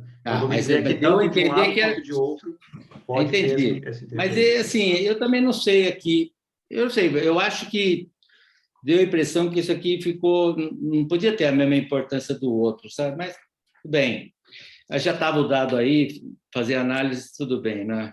Mas principalmente era isso na apresentação dos resultados, que eu acho que tinha que falar de cada um assim, para eu ver os caras extremos, sabe? E no fim, aí esse gráfico aqui de box plot dá uma ideia aqui também, foi interessante, não acho que é ruim. Aí, da onde é que você tirou o 0,37? Onde que estava lá? Eu não vi a apresentação disso aí. Ou eu estou enganado? Professor, quando a gente faz aqui análise multivariada, né? Se o senhor pudesse voltar um pouquinho aí, então a análise multivariada ela vai te dar ali o odds ratio. Certo. Então ela que vai dizer se qual que foi a relevância dessa variável em relação ao desfecho. Tudo bem. Então aqui a gente achou um odds ratio de 0,9963. Então é daí que saiu 0,37. Mas não está apresentado aqui. Desculpe? Então, mas não está apresentado. Do resultado, você não fala do 0,37, ele só apareceu na discussão. Assim, 0,90. Então, é 1 menos. É 1 menos, é isso? 0,35? Não entendi. Onde é que ele está no resultado? Abaixo da tabela 4, no primeiro parágrafo, aí ele fala: o A de melhora no score diminui a chance de ocorrência de complicação em 0,37. É na página 43. Tá, na seguinte. Me chamou logo depois da tabela 4. Ele citou isso no resultado. É 43. Pois é, mas eu não sou um expert de estatística, mas eu gosto de entender ela aqui. Eu acho que está faltando um pedaço de explicação aqui, sabe? Não sei. depois dá uma pensada aí, porque eu converso com quem te ajudou, não sei se você fez sozinho e tal, mas aqui não está... Precisa explicar um pouquinho isso aí, ó. Portanto, assim, assado, dá 0,37 por cada um, porque senão fica difícil de analisar, entendeu? Assim, eu acho que o cara tem que pegar as contas e fazer de novo. Deixa eu fazer um parênteses aqui, Mário. Ele começou com a ajuda de um estatístico, mas ele acabou superando o estatístico. Então, no fim, a análise estatística foi ele mesmo que fez. Não, eu sei. A gente faz muitas delas. Essa aqui, eu estou dizendo, mesmo eu que não sou expert nenhum, a gente aprende, mas quando você passa, por exemplo, é importante explicar um pouquinho ali, né? Daí onde eu achei que pulou uma etapa ali. E aí o resto tranquilo. A discussão foi muito gostosa, como já foi falado, tem pequenas coisinhas muito poucas, e a discussão foi bem, bem legal, né? Sim. Aí, só ficou no fim, a hora que ele começa de volta de novo a falar do negócio da seleção e tal, que para mim chocou um pouquinho, porque foi um teste único, sem o cara saber. Aliás, eu queria uma pergunta que eu queria saber. Vocês sabiam do score deles? Não sabiam e nem o serviço sabiam. Eles não sabiam do score que eles tiveram, certo? Não. Tá. Então, essa parte, menos mal, porque você poderia construir um raciocínio também que o cara que vai bem depois não quer dar uma palmatória que falar que teve complicação e omitiu mais, entende? Mas você colocou essa limitação. Mas eu acho que a limitação do número de residentes, porque de um lado aqui você não tem uma amostra tão grande, tudo bem, mas eu acho que uma limitação é o fato do teste ter sido feito uma vez só, entende? Eu não sei. Eu acho que eu tenho impressão... Posso fazer mais um parênteses sobre isso? Você sabe que essa foi uma discussão grande, Mário, porque o teste é um jogo. Então, o nosso objetivo não era saber se ele jogava bem. E aí a preocupação era a seguinte: será que o cara vai aprender a jogar? Isso não significa destreza manual dele inata. A nossa ideia era tentar ver uma destreza inata. Mas é difícil, Wallace, é impossível, difícil, porque aí você tem variáveis. No caso da música, dava lá, você pode falar para o sujeito se o cara é desafinado ou não, entende? Porque ele nasceu cantando, desde pequenininho ele está cantando, tá. Aí até dá. Você sabe como é a seleção da música no vestibular da USP? Não. O cara chega lá e fala: o que você vai tocar? Ah, tá. Ele toca. Você tocou bem, você passa. Você tocou mal, você mas passa. Ainda assim, mas tudo bem. Aqui, mas tudo bem que talvez o cara treine antes, né? Chega lá e veja. Claro. Assim, o jogador de futebol está jogando desde pequenininho, fazendo esporte. Agora, aqui eles chegaram, você tem o sujeito que nunca não mexeu muito com o microscópio, o outro mexeu por outro motivo, porque fez a iniciação científica em microbiologia, sei lá, entende? Ficou lá vendo mais no microscópio. Então, você tem uns vieses grandes aqui. Então, eu acho que tinha que ser mais comedido nessa coisa aqui, né? Então, tranquilo. Mas é uma tentativa válida, assim, e é difícil de... E basicamente é isso, gente. Desculpa que eu falei muito, mas assim... E aí as conclusões é um pouco disso. Aí sim, mas na conclusão está certo. Cada melhora da unidade do score foi tanto na taxa de complicações. Eu não entendi bem a explicação lá, mas é esse o resultado. Os procedimentos que ocorreram, rotura da cápsula e tal, bloqueio, tá bom, esses são resultados secundários, né? Essa alternativa poderia reduzir os custos de treinamento, mas poderia também ser muito útil para melhorar, aprimorar o treinamento do indivíduo, entende? Ficar mais atento àquele indivíduo. Eu acho que isso seria uma proposta mais viável de se fazer. Mas parabéns de novo, desculpa que falei muito, mas assim, é um negócio difícil de fazer. Eu achei bacana vamos dizer, a entrada de vocês nesse tema, assim. E eu acho que dá, eu mudaria um pouquinho esse racional dessa forma, tá? Pode deixar desse jeito se quiser, mas para mim soa mais fácil se fosse um pouco menos forte nisso aí da seleção, entende? Antes de você responder, Ibrahim, esse é o Mário Paz e Amor, entendeu? Ele está mais light hoje. Não, acontece toda vez isso. Eu não sei por que eu leio essas coisas, eu fico marcando um monte de coisa. Não, eu leio e todo mundo só agrada e eu fico com a cara de fama de ruim, sabe? Mas não aguento, Wallace. Eu não aguento, não vou mudar a personalidade. Entende?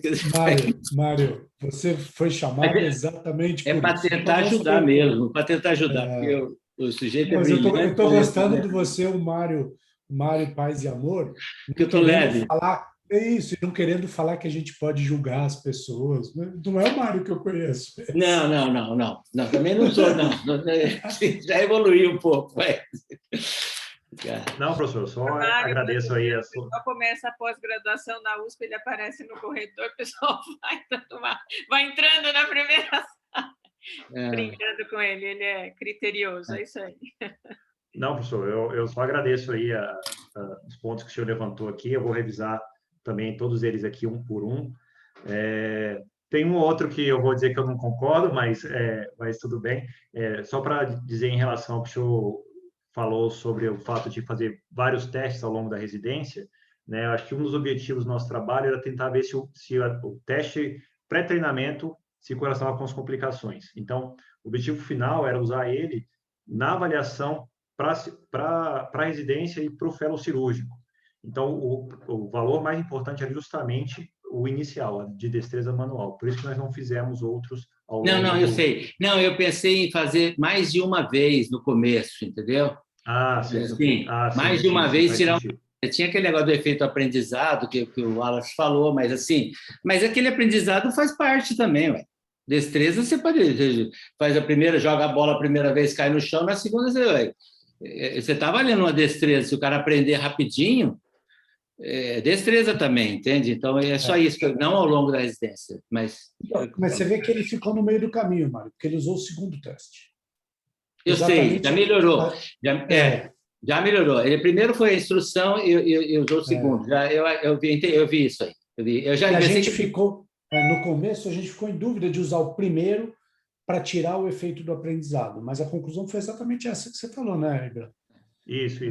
Essa foi a intenção. Na verdade, tem outros estudos com um simulador mostrando esse aprendizado rápido, né, com o simulador, principalmente por isso, né, às vezes dificuldade em nunca ter usado o microscópio, essa interação da realidade virtual. Então, mas eles mostram que é uma curva de aprendizado rápido. Então, a gente fez o primeiro teste com uma apresentação e aí o segundo no mesmo dia para a gente adquirir a informação que a gente estava buscando. Bom. Eu vou continuar mantendo para depois, eu vou querer no final que a gente converse um pouquinho sobre o que fazer com isso. Eu acho que nós vamos ter opiniões bem distintas. Então, vamos em frente. Agradecer ao Bruno, meu querido Bruno, querido amigo, está aqui ajudando a gente. Volto a dizer, o Bruno está aqui porque ele tem uma capacidade crítica enorme, assim como vocês dois. E eu sei que o Ibrahim aceita isso, né? Eu conheço o Ibrahim o suficiente para saber que com ele não tem esse tipo de coisa de o Mário foi grosso comigo. Não tem. Aqui não passa assim. Pelo amor de Deus. Não, mas não fui, né? Não, de maneira nenhuma. Não, pelo amor de Deus. Nós só agradecemos muito. E eu queria que o Bruno agora fizesse a análise dele. Então, boa tarde a todos, professor Wallace, professor auxiliador, professor Mário Monteiro, obrigado pelo convite, Ibrahim, parabéns. Muito já foi dito aqui, não pretendo repetir, né? Eu achei o tema muito interessante, muito sedutor e pertinente. A sua apresentação foi excelente. Eu queria, sobre o que o professor Mário falou, realmente uma coisa que ficou muito na minha cabeça. Quando eu defendi minha tese, o Wallace foi da banca, e ele falou assim, olha, Bruno, eu tinha publicado 6 trabalhos, e, na verdade, eu nem tinha chegado no X da questão. E o Wallace, na hora da defesa, foi aprovado e falou, Bruno, você tem que ler um livro chamado O Andar do Bêbado, sobre estatística, o efeito da aleatoriedade, e eu li aquilo depois de ter defendido, e depois de ter defendido, e depois de ter publicado todos os artigos, aí depois de ter lido o livro um dia, dormindo, eu falei, porra, esse negócio não funciona por causa disso. Então, eu queria, não sei se vocês já leram, mas para você ler um livro chamado Justiça, do Michael Sandel, né? É um best-seller agora. Ele é um professor de Harvard, ele é um filósofo, e vai cair muito nisso nessa sua tese. Ele fala das diferenças das teses filosóficas para a vida, de Bentham, de Aristóteles, enfim. E tem a tese utilitarista de Bentham, né, que ele faz um exemplo que poderia até ser sugerido aqui. Ele fala que você imagina uma sociedade perfeita, onde todos fossem felizes e plenos, mas o custo disso seria manter uma criança subnutrida num porão.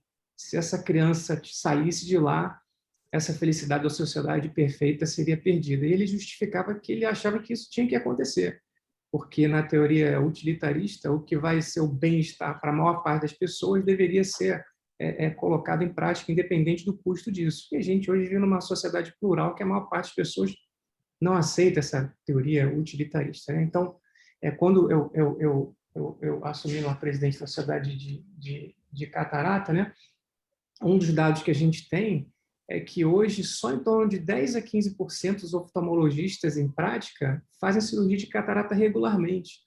Então, se a gente excluir esses 90% que não operam catarata bem regularmente, a gente vai perder 90% dos oftalmologistas no Brasil, né?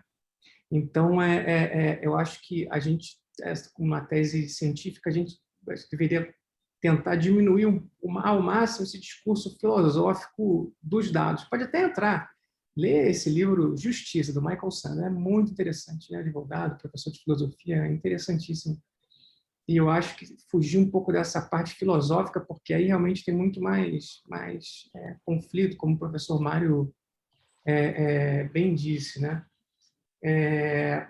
E não está escrito, mas você disse realmente, porque uma das opções do resultado do estudo seria você selecionar essas pessoas com maior destreza ou dar para essas pessoas uma maior atenção. E aqui eu acho que seria um ponto mais comum, um acordo, que as pessoas que não têm uma habilidade maior específica talvez custem até mais caro para a formação, porque vai ter que ter mais tempo de pessoas em cima dela para ajudar, mas elas vão ser mais úteis. E eu vou dar alguns exemplos aqui da minha turma de residente. Eu tinha um colega de residência que ele tinha autohipermetropia, ele não tinha uma boa estereopsia, a cirurgia de catarata para ele era um horror, tinha muita complicação, mas ele se tornou um excelente especialista em glaucoma e faz cirurgia de glaucoma com primor, porque não precisa de tanta estereopsia. Outro caso, fui eu, que tenho pai que era cirurgião de catarata, né? E eu me cobrava muito naquilo. Eu tive um começo que foi meio traumático. Se eu não tivesse atenção ali especial da Alessandra, Liang, Flávio Mirai, Malavasi, talvez eu não tivesse ido em frente, porque o aspecto psicológico pesa muito. A gente, às vezes, entra na cirurgia mais nervoso, se cobrando, né? E tem muitos colegas também que entram na residência sem nunca ter segurado uma pinça na mão, como o professor Mário falou.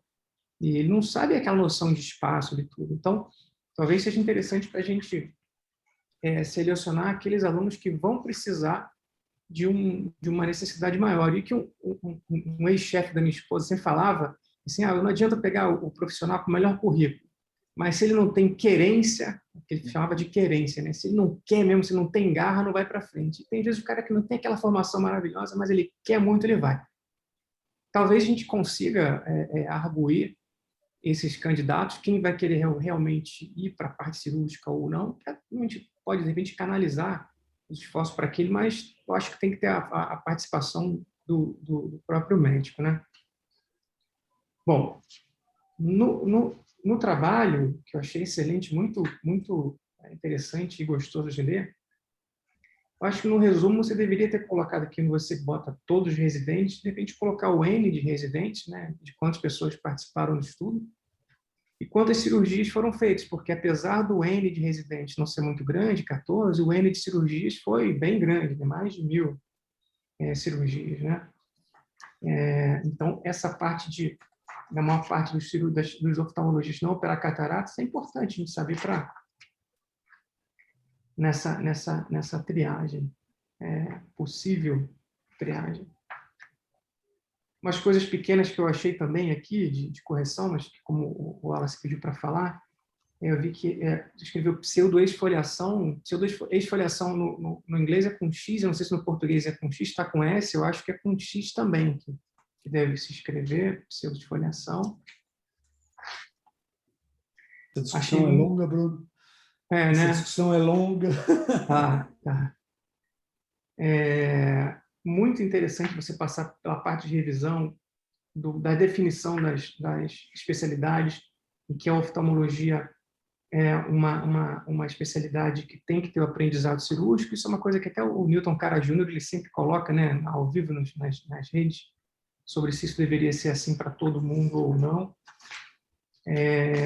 E eu também adorei aquela parte da aquisição da habilidade motora, da cognitiva, integrativa e autônoma. Aquilo é espetáculo. Pequeno erro de português, aqui também numa página que também não está numerado, mas começa aqui, treinamento dos primeiros 150 casos, que fala que os pilotos militares e funcionários de usinas nucleares. No terceiro parágrafo, você botou que esses modelos são incapazes, porque esses modelos são incapazes, não são incapazes. Só uma besteirinha, mas para ficar perfeito aqui.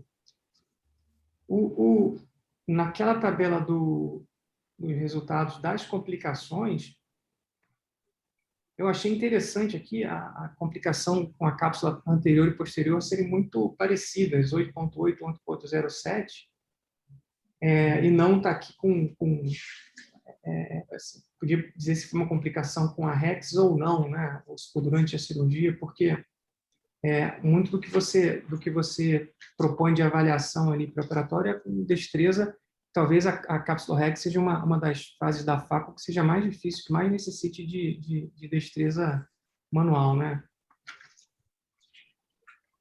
Mais que eu deixei aqui. A parte que o professor Mário falou, falar mais realmente quando você fala do score, aquele score desse avaliador, da máquina, você bota com desvio mais ou menos, né, desvio padrão. Não sei se os scores eles têm um padrão de distribuição paramétrico ou não, né? Então seria interessante dizer isso, né, essa distribuição. A parte da anestesia foi realmente uma surpresa para mim, porque eu não imaginava que, no início, lendo, que a gente ia ter um maior índice de complicações com bloqueio ou com anestesia geral, porque, teoricamente, você tem mais controle ali, né? Então, depende muito do paciente e do tipo de sedação também, que, às vezes, tópico, você faz colírio e 1 litro de propofol na veia, vira quase mais geral. Mas foi uma grande surpresa para mim. Outro ponto que o professor Mário também falou, e os outros aqui que eu já até passei porque já foram cobertos, isso é uma questão que é difícil de resolver também, que é comum que os casos mais complexos sejam passados para aqueles residentes com maior habilidade cirúrgica. E talvez até com maior habilidade cirúrgica, aqueles que têm maior querência, que eles querem mais, eles fiquem lá. Coragem. Eles querem e fiquem lá para fazer os casos, né? A gente quem quer operar realmente aprender, fica no centro cirúrgico até tarde, pega qualquer caso. E isso é um fator que pode levar alguma alteração dos resultados. Então, só para não repetir o que todos falaram, acho que vale a pena a gente entrar nessa parte de discussão aqui todos. Esse livro para você é muito interessante, discussão filosófica aí das teses utilitaristas de Bentham. E eu acho que deveria ser colocado aqui, enfatizado, que, né, a seleção não seria para excluir o residente com a menor pontuação, mas talvez ter essa pessoa sob maior atenção, maior guarda-chuva ali dos orientadores, né? De repente, designar algum mentor. Olha, o aluno tal precisa disso, 1 ou 2 mentores cirúrgicos para dar para ele aquela oportunidade. Isso ser reavaliado, né? Depois de 1 ano e meio, olha, ele não quer operar, não quer ser cirurgião. E aí, talvez não adianta também forçar a barra. Mas isso é um assunto mais complexo. Então, tentar focar, Ibrahim, na parte mais objetiva do trabalho, que é excelente, inovador, e tentar fugir um pouquinho dessa parte mais filosófica, porque isso pode ter mais pegadinha. Ibra, bom, primeiro deixa eu agradecer o Bruno, mas eu acho que a ideia é essa mesmo. Agora, eu não sei se a gente tem que fugir das pegadinhas, viu, Bruno? não sei. Na minha vida inteira eu fui atrás das pegadinhas, eu não sei. Eu acho que essa é a discussão que eu quero que a gente faça aqui um pouquinho mais para frente para aprender com vocês. Mas, Ibra, por favor, se quiser fazer. Obrigado pelas considerações aí. Eu conheço esse professor, se eu não me engano, acho que ele tem uma das aulas mais assistidas de Harvard online. É bem interessante o que ele fala. E eu acho que a nossa visão, quando a gente começou a discutir sobre isso, o trabalho, era essa questão de uma visão utilitarista mesmo. Porque o que a minha proposta em si não é exatamente excluir, utilizar somente o índice de destreza manual como método de seleção. Eu acho que ele só deveria fazer parte dentro de todo o processo. Então, o que a gente vê é que, no final das contas, o resultado final ele é definido por uma questão de pediatria ou um artigo que não foi publicado por um dos candidatos. E a gente pode, ocasionalmente, pegar um candidato que não tem a habilidade motora nenhuma para fazer cirurgia. Eu acho que você trabalha com residentes, a gente tem alguns residentes que, assim, a gente sabe que eles têm uma certa dificuldade e que no meio da residência ele acaba desistindo de realizar cirurgias. E nessa visão utilitarista é importante lembrar que essa escolha que a gente tomou não é sem custos. Então, existe um custo que é pago pela sociedade para a formação desse residente até o momento em que ele desiste de operar, e existe um custo também que são alguns pacientes que sofreram o maior risco de complicação em decorrência dessa nossa escolha. Então, só para deixar claro, não é usar somente esse índice de score na seleção, mas utilizar conjuntamente com os outros fatores. Eu acho... Desculpa, eu só levantei porque eu acho que o Dr. Wallace quer discutir exatamente isso aqui, né? Não, eu quero ouvir, eu acho... Primeiro, eu fico super orgulhoso quando eu vejo o Bruno falar o que ele falou, eu estando na banca dele, talvez ajudado em 0,5% do que ele foi, e vendo o Ibrahim, né, argumentar com uma propriedade super, super apropriada. Eu acho que ele está nessa discussão. Eu queria fazer só um ponto histórico, né, e fazer uns levantamentos que eu queria ouvir a opinião de vocês. A gente pode acabar em 10 minutos, se vocês quiserem. Eu me lembro historicamente, o Mário deve lembrar disso, uma vez na seleção de residentes, e aí vem o utilitarismo ao extremo, tá, Bruno? A menina que tirou a melhor nota na residência da oftalmo e passou na prova prática, e a prova prática da residência é uma prova da Coreme, né? Não tem nada a ver com oftalmologia, não tinha uma mão.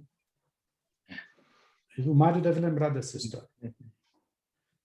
E essa menina, ela não falou para a gente isso, eu não sabia, eu a entrevistei, não sabia, porque ela usava uma prótese. Ela tirou a melhor nota. Pois eu fiquei sabendo, fui informado, e para mim isso levou a um conflito muito grande, que é exatamente o utilitarismo ou não. Pô, eu vou colocar na minha cabeça que eu vou gastar R$200 mil para formar um residente, para que esse residente sirva à sociedade. Do mesmo jeito que eu vou gastar R$200 mil para treinar um atleta que vai representar o Brasil nas Olimpíadas. Se vier um atleta com uma perna mais curta que a outra, eu não vou aceitar. Eu não vou aceitar gastar o dinheiro da sociedade ou o custo social para isso. E isso teve uma discussão muito grande, porque entrou naquela discussão, mas todos têm o direito. Sim, mas utilitariamente, será que é correto? Aí acabou, Bruno, você não deve saber da história, mas no fim, o namorado dessa menina entrou na USP e ela cancelou a inscrição na escola e foi para a USP. E o Mário não deve saber o que eu vou contar agora, é que a mãe depois ligou querendo reverter a situação. Ligou na nossa residência médica, não, eu apago a assinatura dela, ela quer fazer aqui, não tem mais jeito. E ela acabou se formando lá, até onde eu sei, apta a fazer uma cirurgia. Mas, de novo, o Ibrahim, eu acho que na apresentação, aliás, foi muito boa a apresentação, viu, Ibrahim? Na apresentação ele começou muito bem, olha, nós vamos ter 60 mil idosos, nós não temos quem opere catarata, esse é um problema que nós temos que resolver para a sociedade. Não. Talvez formar 85% de oftalmologistas clínicos não seja uma boa resposta para esse perfil, né? Eu queria ouvir de vocês isso. Senão, eu não tenho, com certeza eu não tenho a resposta para isso. Não, olha, assim, eu gostei do que o Bruno falou, dessa parte filosófica. Eu não estava nem entrando tanto nesse mérito. Isso daí, claro que se entrar nisso, fica aí que não dá mesmo para falar, porque o sujeito pode fazer oftalmo e fazer cirurgia de órbita e ter uma destreza diferente, entende? Onde você é muito mais a decisão do que fazer do que a habilidade, né? Uma cirurgia de estrabismo tem uma destreza, mas também é muito mais a decisão do que fazer. Daquele ponto lá não é tão difícil, né? Quer dizer, então, essa parte filosófica, eu nem entrei nisso, eu só achei que fica um pouco fraco. Um teste de um dia. Sabe? Você usar todo aquele argumento depois da destreza, fica fraquinho do lado de cá, entende? Mesmo independente daquilo. Então, assim, ficou muito para um teste único, entende? Eu também acho. Uma coisa que eu acho que, assim, como o Ibra falou, né, custa muito caro a gente formar um super especialista, seja em glaucoma, em catarata ou retina, né? E o nosso sistema hoje, a gente acaba usando especialista muitas horas do dia fazendo refração, uma clínica geral, né? Então, a parte de formação deveria mudar, mas também talvez o sistema. E é difícil que as pessoas entendam e aceitem isso também, né? Tem as resistências locais, Bruno, regionais. Isso vem da medicina, Bruno. Eu acho que tem uma questão aqui importante, né? Por que só 10% continuam operando catarata? Né, Bruno? Porque isso está reiterado aí no censo que o CBO fez.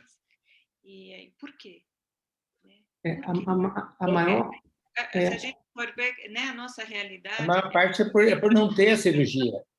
Exatamente. É por não ter acesso à cirurgia, não é tanto pela habilidade. A habilidade é o contrário, 10% é que não tem. É isso. É só isso. O Ibrahim, ele coloca numa parte ali da tese, ele discute um pouco isso. Agora, ele fala que o acesso a você ter um número maior de cirurgias após a sua formação inicial, que é de residência, ele vai te tornando um expert, ele vai te tornando mais capaz. Eu venho um pouco antes, quer dizer, quando saiu esse censo, eu fiz um estudo lá na Santa Casa, coisa caseira. Quantos fellows que saíram, que quiseram catarata, ficaram em São Paulo, quantos saíram de São Paulo, quantos foram mais para o norte e quantos continuaram operando catarata. E é mais ou menos, quer dizer, a estrutura hoje que nós temos, de um modo geral, ela também não permite inserção. Ela não é tão democrática assim, que todo mundo tem as mesmas oportunidades e todo mundo saia, apesar e a despeito de bem formado, e a gente vê esses meninos, muitos terminando o fellow com uma aptidão muito boa, né? Citou uma Malavasi, ele é mais novo do que o Malavasi, é um cara que é muito tranquilo, ele opera muito bem, e essas características que você falou em ensinar, Malavasi foi chefe da catarata da Santa Casa, até, enfim, saiu lá por problemas, mas enfim, então é isso que eu quero falar, porque eu acho que é toda uma composição política, econômica e social que acaba e toda uma estruturação que hoje nós temos no Brasil que acaba impedindo o acesso a que muitas dessas pessoas que saem bem formadas, não de alta performance, como necessitaria um pouco mais de tempo para se transformarem, mas que têm plena condição de operar de forma favorável, enfim. Então, acho que isso é ampla discussão, né? As questões, elas são multifatoriais, né? É isso, as pessoas acabam parando de operar porque não tem um movimento para manter, né? E esse credenciamento, seja de SUS ou de convênio, virou uma capitania hereditária, porque quem tem herda, e hoje um número gigante de hospitais e clínicas são credenciados de convênio SUS, são de herdeiros de oftalmologistas que nem oftalmologistas são, e não passa, né? Então, acho que a única maneira de resolver isso seria o credenciamento universal, tanto dos convênios quanto do SUS. Enfim, uma forma de fiscalizar é muito polêmico, mas... Agora é interessante. Nessa semana eu atendi um menino, então, de novo, que tem muito a ver com isso, eu acho que esse é o tipo de discussão que eu tenho muito com o Ibrahim. Mas eu atendi essa semana um menino que está fazendo engenharia de produção na Poli, em São Paulo, ou seja, uma das carreiras mais difíceis da Poli e mais amplas, né, da Poli. e o menino tem uma suspeita de ceratocone. Aí o menino está no, acho que 3º ano, imagino eu, ele já falou, eu não vou fazer engenharia, eu vou só trabalhar no mercado financeiro, como 90% dos engenheiros da Poli.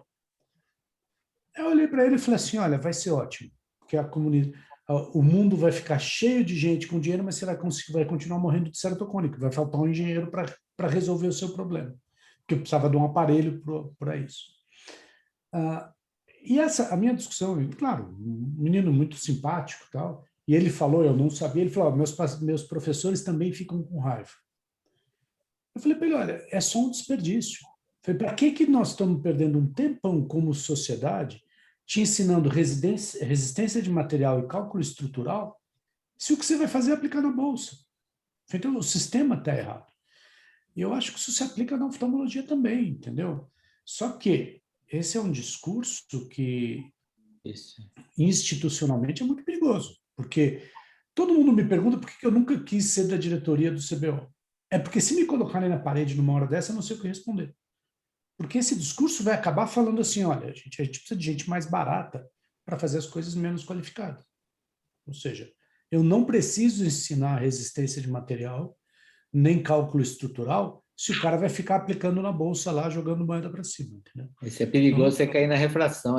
Nossa. Então, por isso que eu não aceito falar. Mas a minha opinião... Os caras te assassinam lá. Como tiro. Bom, gente, eu adorei. Eu não sei, eu espero que tenha valido para vocês terem gasto 2 horas, mas acho que valeu, porque o Ibrahim... Parabéns para vocês pela investida aí. Vocês já publicaram um pedaço, né, do trabalho? Mas foi só um pedaço. Não, só queria agradecer novamente aí, foi muito enriquecedor aqui, realmente, como doutor Wallace, de maneira nenhuma eu fico ofendido do professor Mário. Muito pelo contrário, eu acho que mas eu faço reforça. Eu acho que as pessoas percebem que eles não ficam bravos, eles ficam na hora, às vezes, um pouquinho, mas... Sabe na verdade, eu entendo porque o que eu gosto, na verdade, é da discussão. Então, eventualmente, eu até me excedo um pouquinho, porque eu quero provar meu ponto, mas, às vezes, num texto, isso fica muito enviesado. Então, é bom ter essas opiniões contrárias para a gente chegar no meio termo. Acho que o que o professor Bruno falou aí, também agora, por último, em relação aos 10% que são só os oftalmos que operam, vou incluir, claro, na tese, eu acho que isso é importante, faz parte da discussão. E gostaria de agradecer também a doutora Maria Auxiliadora, que está tudo anotado aqui, vou corrigir tudo o que a senhora comentou aqui também. Muito obrigado. Obrigado, gente. Gente, eu vou agradecer vocês muito. Mário, eu não sei se você não acompanhou o chat. Você tem toda a razão. Aquilo não é um índice, é uma taxa, viu? Por definição, é uma taxa, você tem toda a razão. Com relação a essa folhação com X e com S, como eu falei, essa discussão é eterna, mas eu talvez, por ter uma raizinha ainda de arleibicas, eu pessoalmente prefiro com S, apesar do X ser mais parecido com o latim, mas é porque o X é muito americano, no meu gosto. Todo mundo que defende o X é por causa do americano, mas os dois funcionam, não vejo problema nenhum. E a última coisa que eu pus aí é um hashtag Mário Paz e Amor, viu, Mário? Obrigado. Gente, muito obrigado. Parabéns, Ibra. Vamos em frente agora. Parabéns, obrigado, professor, também. Tá, um abraço para vocês. Vocês receberam por e-mail um troço que eu acho que precisa mandar, viu? Eu não sei direito. Assinar, né? A gente tem que assinar e mandar. Mas a gente não precisa sugestões ali, não, né? É só assinar, não é isso? Eu nem vi, eu não vi o que tem. Tem um campo de aprovado e não aprovado e assinado, e tem um de sugestões, aí você coloca, né? Mas os sugestões ele já anotou, né? Eu acho que fica via oral, né? Menos trabalho, melhor. Tá bom? Obrigado, viu, gente? Um abração para vocês. Obrigado. Obrigado, gente. Obrigado. Tchau. Tchau. Tchau.